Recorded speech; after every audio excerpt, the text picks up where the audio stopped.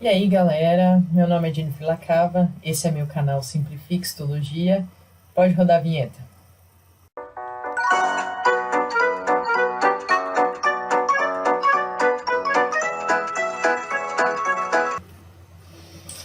É isso aí. Bom, galera, hoje o nosso tema vai ser colorações histológicas, tá?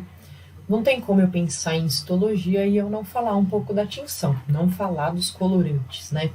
Mesmo porque é uma matéria aí que eu tô o tempo inteiro colocando imagem junto, visualizando em microscópio. Então eu preciso saber o que tinge essas minhas estruturas, né? Tá certo? Vamos lá? Bom, galera, antes de eu entrar um pouco, quem não tem muita ideia de histologia, vou fazer um adentro aqui, tá? Por que eu uso esses colorantes, né? Não, mas como assim colorante na histologia, né? Bom, gente, a histologia, né, ela vai pegar ali o meu pedacinho do meu órgão, a grosso modo, vai pegar esse pedacinho do meu órgão ali, tirar. Vou preparar esse pedacinho que eu tirei, vou colocar na minha lâmina e vou olhar, certo? Se eu não tivesse um colorante para colocar ali, eu não consigo visualizar nada, tá? Eu não diferencio as estruturas e não vejo nada. Então eu preciso colocar alguma cor nele para eu saber o que eu estou vendo, né? E quais são essas estruturas. Por isso criaram os colorantes, tá? A gente tem vários tipos de colorantes, embora alguns sejam mais usados. E existem colorantes que são específicos de uma determinada estrutura, ou seja, ele só atinge aquilo. Bom, coloquei aí a primeira fase que vocês estão vendo nos slides, colorantes são ácidos ou básicos, tá? Essa é a primeira coisa que eu tenho que pensar. Quando eu falo nesses colorantes, tá? Eu vou encontrar alguns que são ácidos, logo, quem vai atrair eles são estruturas básicas, tá? E os colorantes que são básicos vão ser atraídos por estruturas ácidas. Sempre o inverso. Eu citei alguns aqui para vocês, que vocês vão estar acompanhando aqui na aula, né? Procurei reunir os mais falados, né, os mais importantes, embora muitos foi muito menos, diminuiu muito o seu uso, mas eu vou falar um pouquinho porque eu sei que ainda são temas cobrados muito em prova, né? Existem alguns tipos de colorantes que os professores gostam bastante e a gente não pode deixar de fora, tá bem? Então vamos ir acompanhando comigo aqui passo a passo. Vamos lá. Coloração tricrômico de Mallory. Gente, eu vou estar sempre falando o mais objetivo, o mais direto possível, tá? Nessa parte da tinção, para eu não ficar uma coisa cansativa, chata e falar coisas que não tem necessidade de a gente saber, tá bom? Bom, gente, quando eu penso na coloração tricrômico de Mallory, tricrômico já está falando que são 3, tá? Então ele me mostra que ele vai me dar 3 cores. Tá? Que cores são essas? Que cor vai aparecer na minha imagem? Ele pode estar aparecendo da cor azul, da cor marrom ou da cor amarela, tá bem? Então essas 3 cores são comuns no meu tricrômico de Mallory, tá, gente? Ele é muito bom, tá? Porque ele acaba detalhando bem, né, as minhas estruturas. Ele é muito bom principalmente para a diferenciação do tecido conjuntivo e do tecido muscular, tá? As fibras de colágeno ele consegue deixar numa cor muito boa e creio que a maior tinção dele que me diferencia bem são as fibras de colágeno, tá? Então ele é bem forte no tecido conjuntivo, no tecido muscular, tá? Ele marca bem a morfologia aí do tecido. Azul de toluidina. Bom, quando eu pensar nele, galera, a gente tem que lembrar o seguinte: ele realiza a metacromacia. Tá? A metacromacia, o que seria isso? Ela seria um degradê. Então ele consegue começar a estrutura de uma cor e conforme for aparecendo outra, ele vai se alterando essa cor. Tá? Ele é muito usado em cartílago, ele tinge muito bem cartílago. Normalmente ele tinge o cartílago de azul. Quando começa a aparecer tecido, né, nessa minha mesma lâmina, o tecido começa a ficar já mais um roxo mais violeta, tá? Então você vê bem essa diferenciação de cor e isso é chamado de metacromacia, tá? Esse azul virando esse roxa violeta é a metacromacia que o azul de toluidina ele acaba apresentando.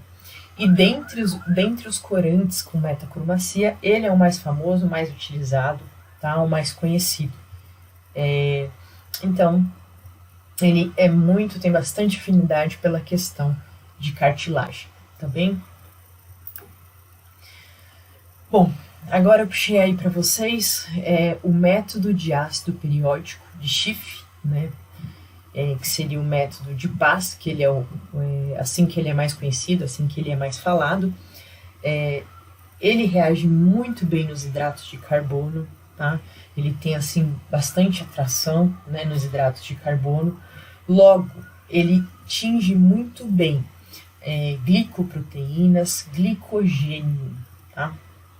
Onde que eu encontro no tecido conjuntivo, né, essas estruturas, e ele consegue demarcar muito bem, tá? Ele oxida essas estruturas, dando aquela cor que é mais púrpura, magenta, sempre acabo esquecendo esse nome. Tá? Então ele dá essa cor púrpura magenta, né? Nas glicoproteínas, no glicogênio, tá? Normalmente, quando ele consegue tingir, né, que realmente tem essa questão do glicogênio na minha lâmina, eu costumo pôr, se ele tinge, a gente coloca que deu Paz positivo, se não tinge, deu Paz negativo. Bom, o método de Feulgen, tá? Quando eu pensar em Feulgen, eu lembro de DNA. Ele é um colorante muito bom para tingir cromossoma, tá? Ele deixa claro, deixa detalhado, ele tinge muito bem o cromossoma. Então eu lembro bem de DNA, lembro bem do cromossoma, certo? Apesar de ele ser um método muito complicado, hoje em dia muito menos usado, e ele também, com pouco tempo de uso, ele já vai perdendo a sua cor, tá? Ele costuma dar uma cor vermelha rosada. Pensei nele, pensei no DNA. Bom, colorantes de Sudã, né? O colorante Sudã. Gente, o colorante Sudã, ele é muito bom para atingir lipídio, tá? Então, lipídio, triglicéridos, lipoproteína, ele tinge bem com facilidade, tá? Ele é insolúvel em água, então ele tem bastante atração por essa questão do lipídio. Ele é um colorante sintético, tá? Muito usado em plásticos. E ele acaba tendo ele de duas cores, que é o vermelho de Sudã e o preto de Sudã, né? O preto de Sudã, ele tinge mais tecido nervoso, tá? Então mais fibras nervosas, a bainha de mielina é muito usado para conseguir visualizar usando o colorante de Sudã. Pensei em Sudã, vou pensar nos lipídios. Bom, eu trouxe para vocês também o colorante em prata, que ele é muito bom para atingir o colágeno do tipo 3, tá? Então, as fibras de colágeno do tipo 3, né, que são fibras reticulares, tem muita atração pelo colorante em prata, tá? Ele tinge muito bem, então ele acaba atingindo as glucoproteínas, os proteoglucanos e creio que seria o mais importante dele mesmo, tá? Essa parte da tinção pelo colágeno específico do tipo 3, tá bem? Bom, o coloração tricrômico de Masson, ele também vai apresentar 3 cores, tá? Mas ele é muito mais usado para estar atingindo as fibras de colágeno do tipo 1. Ele tem bastante atração pelas fibras de colágeno do tipo 1 e deixando elas da coloração verde, tá certo? E o último que eu trouxe aqui, desses que são os menos encontrados, vamos dizer assim, é o colorantes de Ginseng, que não podia ficar de fora, né? Porque quando eu penso em Ginseng, eu já penso em células sanguíneas, tá? Ele é muito bom para atingir as células sanguíneas, plaqueta, monócito, linfócito, basófilo. Ele demarca bem as estruturas, o núcleo também, né? O centro, né? Dessas células sanguíneas também são bem definidas e conseguem ser bem tingidas, tá? Pelo colorante de Ginseng, tá certo? Bom, gente, foi o que eu acabei de falar. Esses são, digamos que, menos frequentes quando a gente pensa na histologia, né? Quando vocês começarem a se aprofundar mais e vendo mais as imagens, o Atlas, vocês vão vendo que a gente não encontra muitas imagens com esse tipo de tinção, mas eu não pude deixar de falar, tá certo?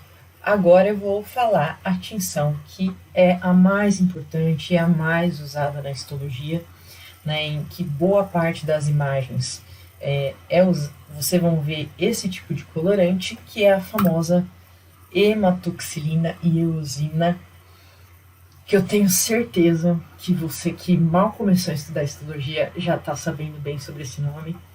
Então vamos falar a fundo sobre esse colorante, né? Gente, ele é o mais utilizado na histologia, como eu acabei de falar. Pensou no colorante mais utilizado é a hematoxilina e eosina, tá? Bom, o que eu preciso saber dela? Bom, gente, a hematoxilina, quando eu pensar nela, eu tenho que pensar que ela é um colorante básico. Logo, ela vai atingir estruturas, né, que são ácidas, certo? Essas estruturas tingidas por ela levam o nome de basófilo, tá bem? Dá uma respirada, né? Que mais? Outra coisa importante dela é a coloração que ela leva, né? Ela leva um azul púrpura, tá? Ela dá essa cor azul púrpura, meio roxo, né? E ela costuma tingir núcleo, tá?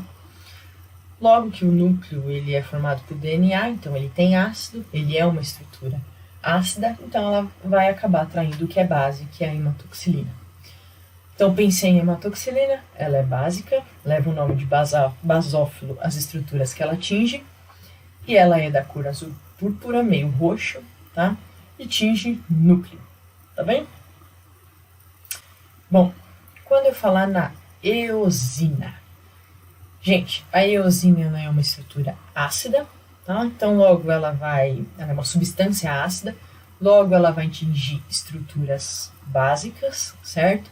E essas estruturas levam o nome de acidófilas, tá? A eosina ela tem uma cor meio avermelhada por rosada e tinge citoplasma, certo? Eosina é ácida, vai atingir estruturas básicas, leva o nome de acidófilos, a cor dela é avermelhada por rosada e vai atingir citoplasma, tá? Coloquei aqui as setinhas nas cores para a gente estar guardando bem.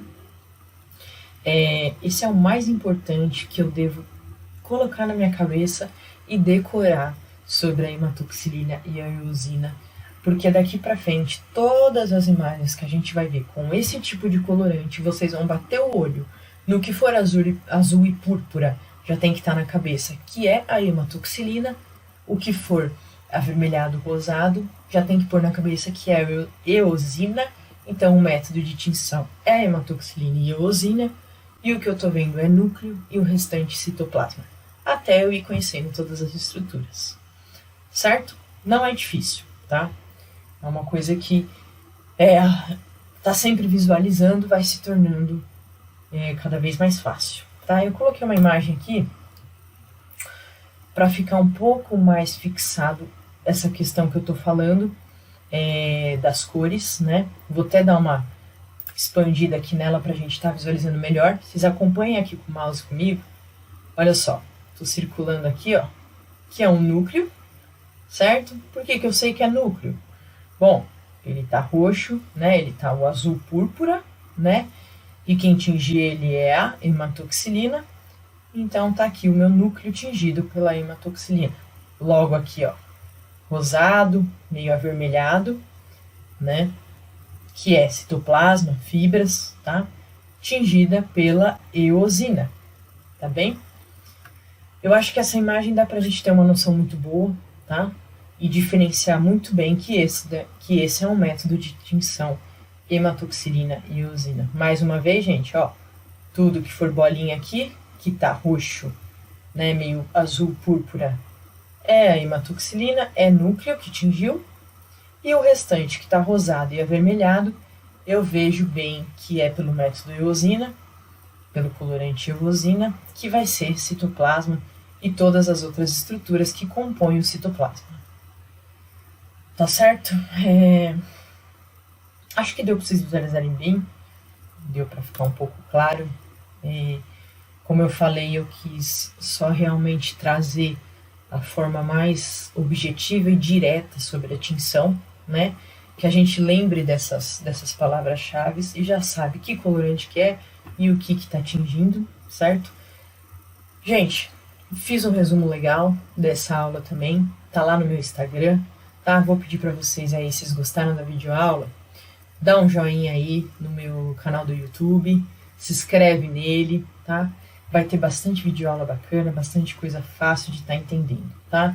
O meu canal do YouTube é Simplifica Histologia com Jennifer Lacava. Me segue no Instagram, porque lá eu vou colocar resumo, mapa mental, vou colocar perguntas e respostas, tá? Bastante coisa bacana vai ter lá no meu Instagram. Então seguem eu lá, que vai ajudar bastante, que é o @simplificistologia.jenny. Gente, qualquer dúvida, querem se aprofundar um pouco mais, querem fazer qualquer tipo de pergunta, manda aí na descrição do vídeo ou vai lá no meu Instagram, tá? No @simplificistologia.jenny, manda sua pergunta que eu respondo, tá bom? E eu espero que vocês tenham gostado, espero que tenha dado para pelo menos esclarecer um pouco de cada colorante, tá? Um grande abraço e até a próxima aula.